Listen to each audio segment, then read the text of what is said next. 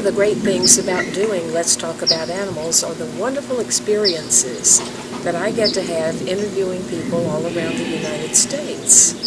And today we're having a special treat because we're at Dr. Joe Ramaekers here in Santa Cruz, California. Let's ask a few questions to Dr. Joe. Let's go out and check out the farm. Let's go, boy. Come on. Boy, down in There's there. about 50 in here that are pretty nice. And we're aerating it now, and then we'll treat it a little bit and try and get them to... See, these are the intermediates.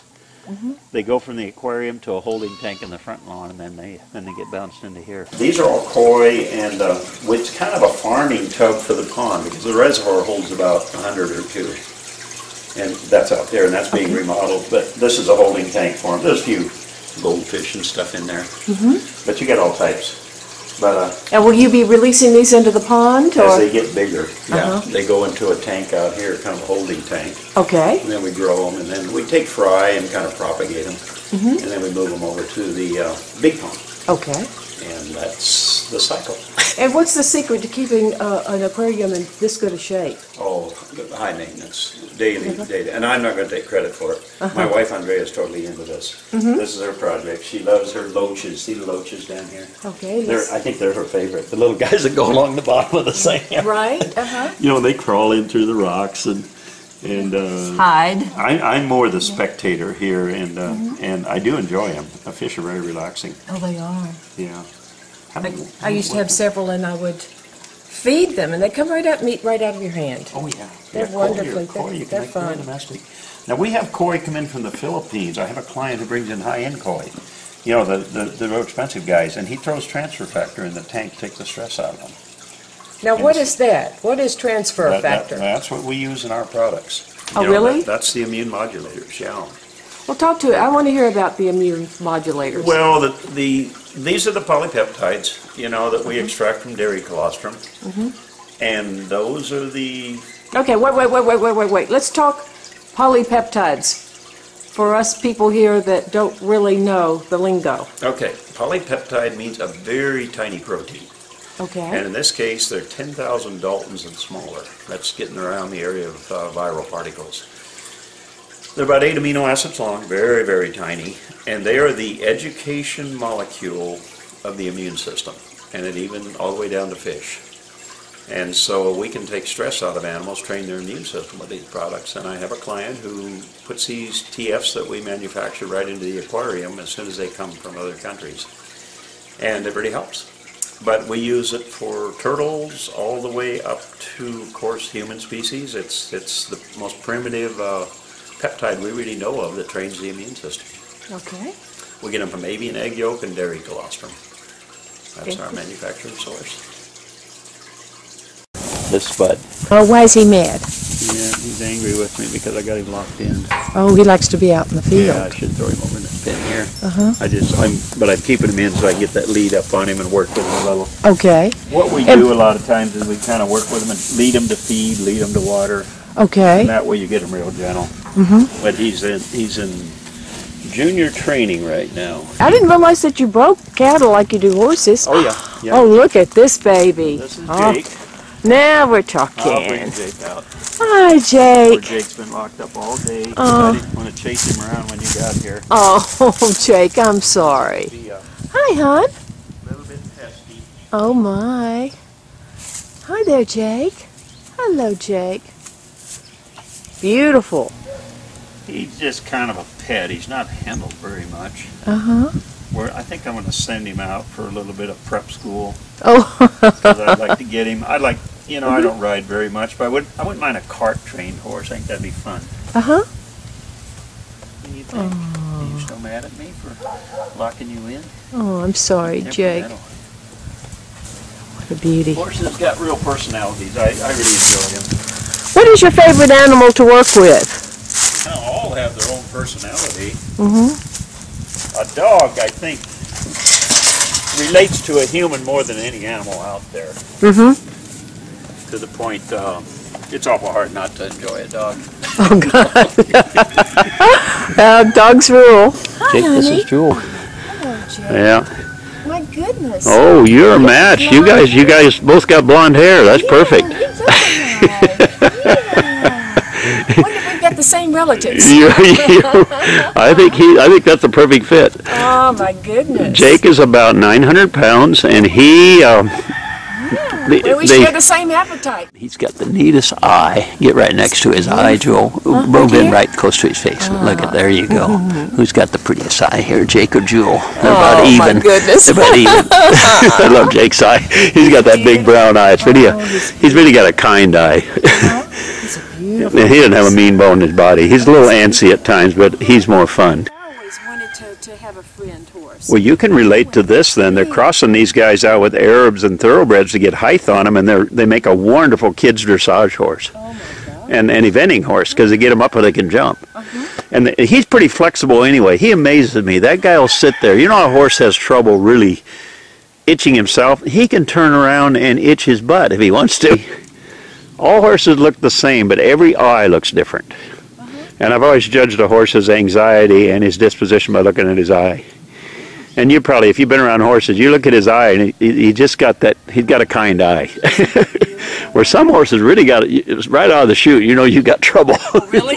Oh yeah. Well, is that what do you look at that when you go to treat? Absolutely. An animal, you Absolutely. Look at the horse's eye. And even when you're handling them, you look in their eye because you can kind of mesmerize a horse. Okay. I used to sit and give shots, and if I looked right in their eye, they wouldn't bug me. You can kind of almost hypnotize a horse to a degree. Oh my God. Yeah, you just make good eye contact, and you can communicate with your eyes to his eyes and do a lot with a horse. Well, they said Seabiscuit. That was what he did, was he would go up and he would look the other horses in the eye, and then he would take off. Horses live a long time. How long will... Oh my goodness, some horses in my practice are 42 years old. 42?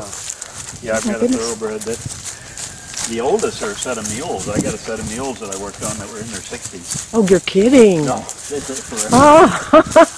So I guess it pays to be stubborn, huh? Hey guys. Hi, baby. What we call a little border. Oh, look at that. They're adorable. They are cute, aren't they? Hi, can I pet them? Hi, babies. I would let you in there, but they're going to jump on you. I don't care. Yeah, they'll jump all over you. Is that okay? Oh yeah, yeah. Here. They're theirs. I'm an of, animal lover. There you go. These are all part of the animal farm. This is a bottle baby. Oh. When you got 3 babies and 2 nipples on the goat, you got to raise one with a bottle. And they make the biggest pets. Oh my goodness! I think he thinks my knee will work, but I'm not giving him much milk. Tuck them under your arm. There you go. There we go.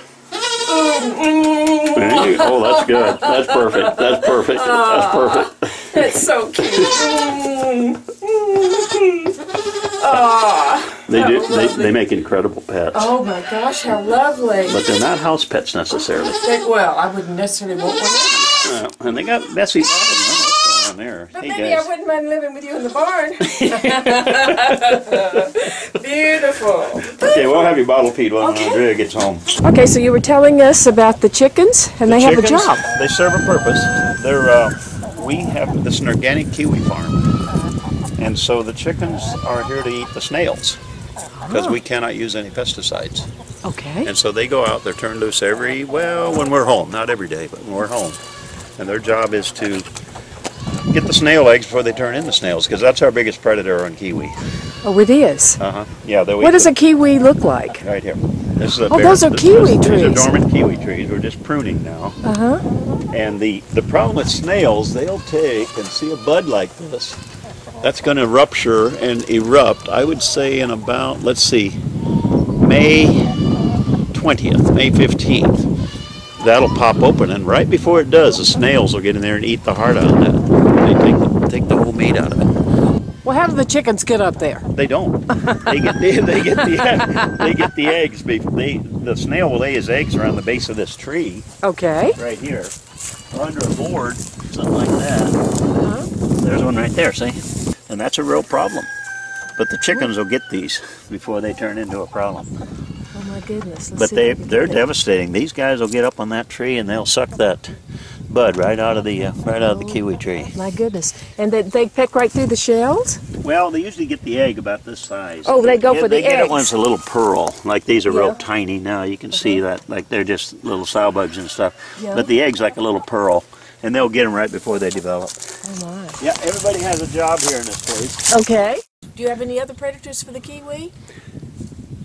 Yeah, gophers. Gophers? You'll see the little holes. I'll sneak over here a little bit. You can see a hole right there where the dogs have been after them. Okay. Right at the base of that tree. Right, absolutely. And gophers are a real problem. We trap them, and then I have 3 farm cats. They all pitch in and help. Oh, you have cats too? Oh yeah, you haven't seen my pets, but they're here. They're here. I have 3 cats too. We have 3 cats too. And what got you into kiwi? Or was it just to give a job to your chickens? Yeah, employ my chickens. Right? Everybody has to work on this farm. I got it. That's right. Everybody here's got to earn a living. So no, a couple things. I studied them in 1973, and they're one of the most nutrient-dense fruits on the planet. They're very high in potassium, same potassium as a banana, vitamin C of an orange, proteolytic properties of a pineapple. And as far as per gram, very, very dense in nutrients. What about calories? Not too many. I don't think a kiwi has more. I'm not going to guess on those calories, but they're low in calories. They're very, very healthy for you. Oh, they're one of my favorite fruits. So it is a fruit, isn't it? Yes. Now, how long ago were they introduced to the United States? I'd say the mother tree came to Chico, California about 1934. Okay. And they're actually a Chinese gooseberry. And they came to New Zealand in 1904, and they named them kiwi. Okay. And then New Zealanders shared their intellectual property and their horticulture habits with us in the 30s, late 30s. They really didn't take off here until, I want to say, mid to late 60s. And then 73, the California Kiwi Commission, I became a member of that and got interested in them. My neighbor had 2 trees too, Don Cox. He was an elderly gentleman who passed away here 3 years ago. But Don had 2 trees. They were Bruno variety. These are Hayward. Hayward's a predominant variety that you have on the market. And he grew them, and I wanted to grow something because I was raised on this ranch in Nebraska. I had to grow something. And this soil really lends itself to, the environment lends itself to this type of fruit. So I said, hey, they're clean, there aren't any thorns. Nice, beautiful plant. They got a leaf on them like that, big old leaf. And when you walk through here in the summer, this is called a pergola system. It's totally shaded in. Okay, pergola meaning like an umbrella type. Exactly. See how the arbors go this way, and then the wires go every 2 feet. Yes. So the branches totally cover this in the summer. You can walk through and it's just hanging with fruit. Oh wow. We get about 30,000 pounds off these 2 fields. Wow. And where do you market them to? They go into the cooler. We pack them right there on the farm. They go in the cooler, and then they are sold to the local Whole Foods. Oh, Whole Foods. The organic stores in Santa Cruz and the Pajaro School District, school kids. They buy about 15,000 pounds of them. Oh, you're kidding. Yeah, they buy a lot of them. Boy, my elementary school certainly didn't sell give us kiwi, organic kiwi. We have mountain lion problems. Oh. And we lost some goats, or a goat, a very nice goat, so we built this.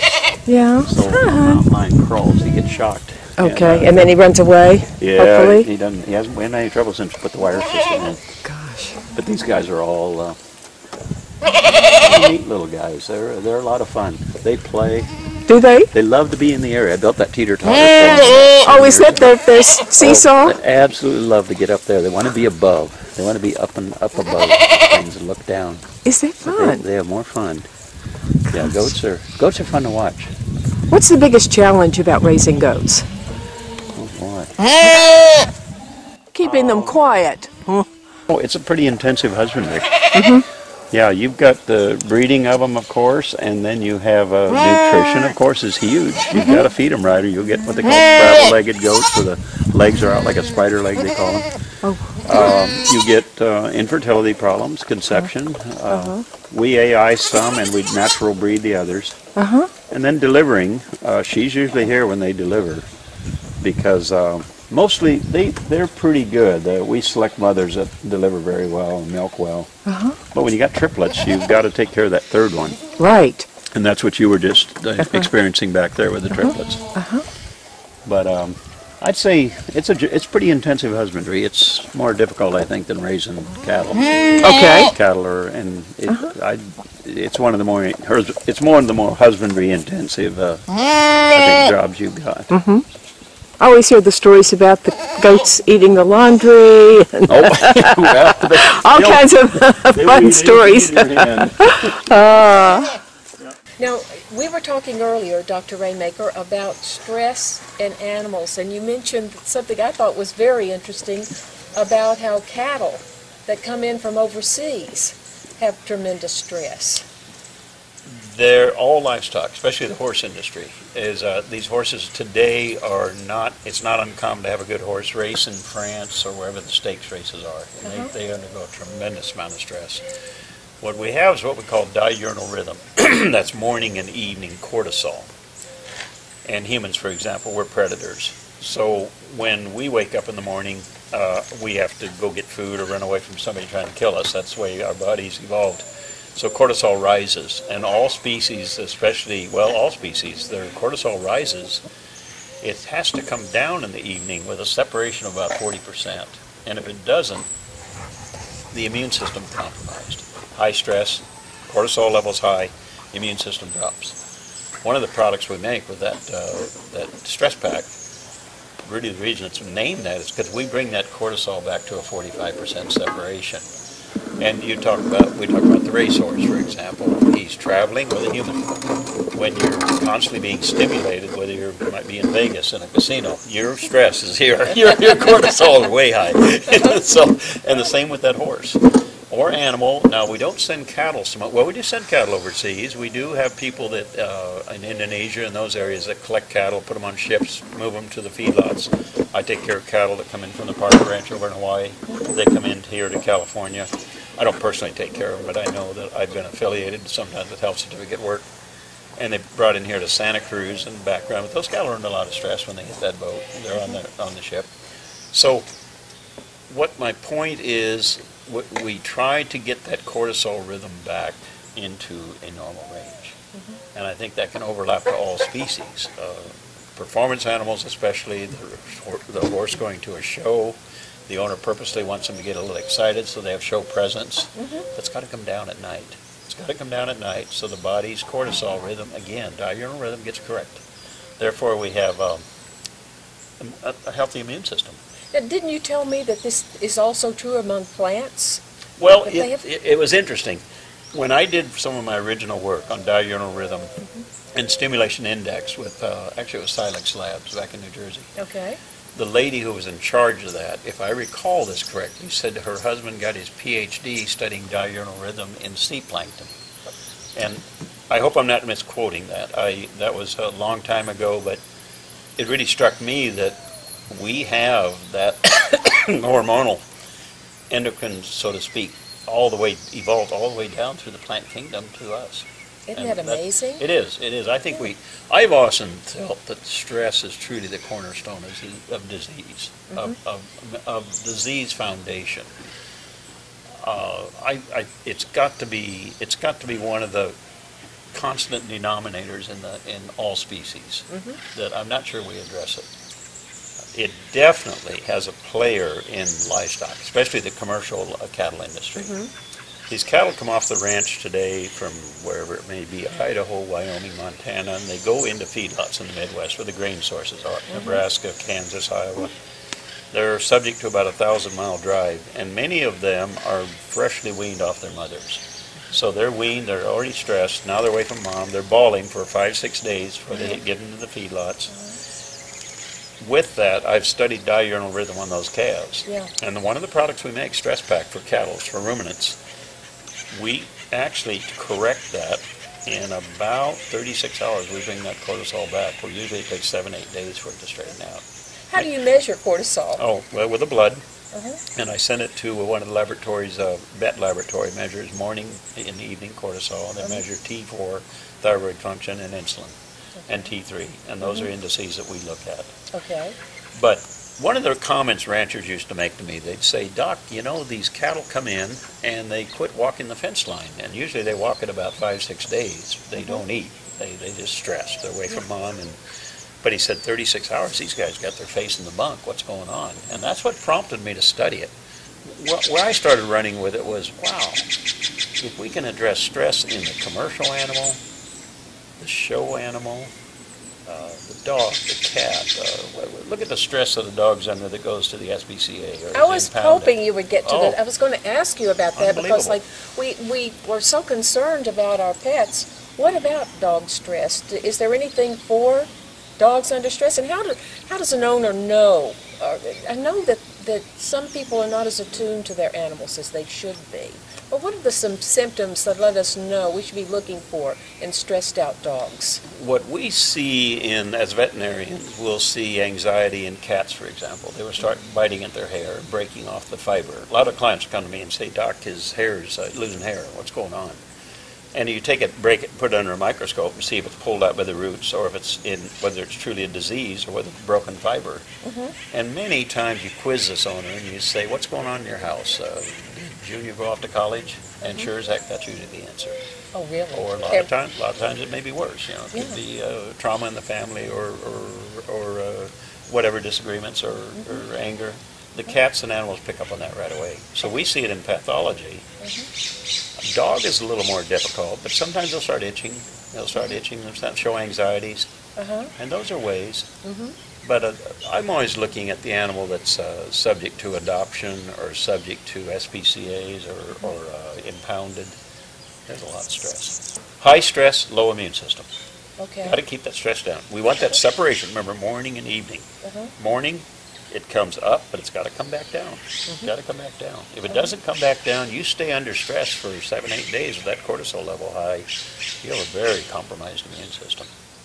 That's And interesting. sometimes people say, well, gee, I traveled, I got sick because everybody around me was sick, or I went to Vegas and gambled all night. I'm not so sure it's the gambling as much as his cortisol level was high all while he was there. You get your cortisol level down, you're going to survive a lot of bugs. Isn't Because that we're interesting? exposed to bacteria and viruses all the time, but you've got to keep your own vigilant immune system. How would an individual know that your cortisone is out of whack? Measure it, blood. Really? That's the only way you'd have to take a needle and do that? Yeah, and I that's- think that's- humans lose hair when they're stressed. Oh, really? Yeah, I don't know about women, but men sure Well, do. I'm not under a lot of stress then. I know, they do hair. But men, for sure. Yeah. Yeah, there's no question that like if I get under stress, I'll lose hair. Oh, interesting. And you can manage it. We're smart enough. We go to the spa, go for a jog, meditate, go to church, things like that. Yeah. I think people have become more and more aware of how to manage stress. Yeah, exercise is a beautiful way to manage it. Okay. Beautiful way to manage it. And your dog likewise. A sedimentary dog is going to suffer from the same things as a sedentary person. You take your dog out for that mile walk at night, it's beautiful, beautiful for his health. Wonderful for their health, or their cat, or whatever you're doing. Well, I do that because I think that every owner should play. It should be mandatory that every owner play with their pet every day because they need attention and they need that love and they need the exercise. And they, I jokingly say my dog walks me. Well, it gets me out there that's good. because, That's good. she makes That's me good. walk, That's good. so No, she's that's exercising me. That's her job. That's good, but and the animals so look forward to that. They look forward to that coming home in the evening or in the morning, going for their walk, and you will see less anxiety in your pet if you do that. A lot less, and a lot less disease. Yeah. You know, And a lot less chewing shoes and chewing shoes, sofas. chewing hair off themselves, dragging their tummy across the rug, and all the things we see with a lot of that's anxiety and stress. Right. Now tell me something. I read something about new dogs and having eye contact. We were talking about eye contact earlier with the horse. But now, what about eye contact with dogs? Sometimes they say that that's not a good thing with a strange dog. It is not. A lot of dogs will take that as a challenge. Okay. So you shouldn't, if you see a dog with the least bit of hostility, never give a predator stance, meaning aggressive, like head Yeah. up. You lower your shoulder, stoop down, Okay. and don't make eye contact. Okay. Yeah, I had a challenge like that one time when I was out on a call. A lady asked me to come out and put a dog to sleep, and her arm was all bloody, and this was a goofy case, but it was up here in the mountains, and I met her on the road, and I said, boy, let's get you to a hospital first. And she said, no, she said, I got to take care of this. So I went out, and this dog she had it tied to a post about a quarter mile from me. and it was lunging at this chain, and I said, whoa. I said, what's going on there? She said, it's a very aggressive dog. Well, I said, obviously, it's about to throw your arm off. Well, she said, you're going to shoot it, aren't you? I said, no, we don't shoot dogs. I said, no, that we don't do that. I said, I'm going to give it a light sedative and then give it a euthanasia. So I went down and examined the situation. I said, first you secure this dog very good with a chain, and then I'm going to go back and get my stuff. So I went back about a quarter mile way up this hill, and whoa, I started getting stuff out of my truck. Here came these 3 Dobermans, and they were guarded Dobermans. And they looked at me, and their fangs were up, and they were just growling, and they had me surrounded. And I thought, oh, I'm toast. Oh, gosh. And all I could remember was this training we had on how to defuse. So I did make eye contact, and I started whistling. I started whistling and going about my business. And I did. Happy tune. A very nervous happy tune. I can imagine. Oh. And in about 3 to 5 minutes, they just kind of disappeared and went back in the barn. But I did not make eye contact, and I went on like I belonged on the property. Yeah. But I went down there and I said, ma'am, did you know they, oh, I forgot to tell you, those are black-tack dogs. Oh my God. I did not know. But it truly worked. There were no eye contact, kind of sing like you belong there, and that worked. I had an experience with a Doberman one time, and they kept that Doberman. It was next door to an investment property that I have, which was a home. And my girlfriend and I bought this house together, but next door, this Doberman, they kept on a chain, and it was just like, you know, furious. The dog was so angry and mean, and I was terrified of that Doberman. And lo and behold, one day I am walking out to my car, and of all things, the dog's chain breaks. Oh boy. And he comes after me, and that dog is and I get into the car, and I think I'm going to shut the door, and I didn't make it, and the dog comes into the car, and he puts his head on my lap, and he looks up at me. He just wanted to pet. He just wanted to be petted. That was a shock. Oh, God, it was like one of the happiest moments of my life. That Doberman. All you want to do was win the battle. He just wanted love.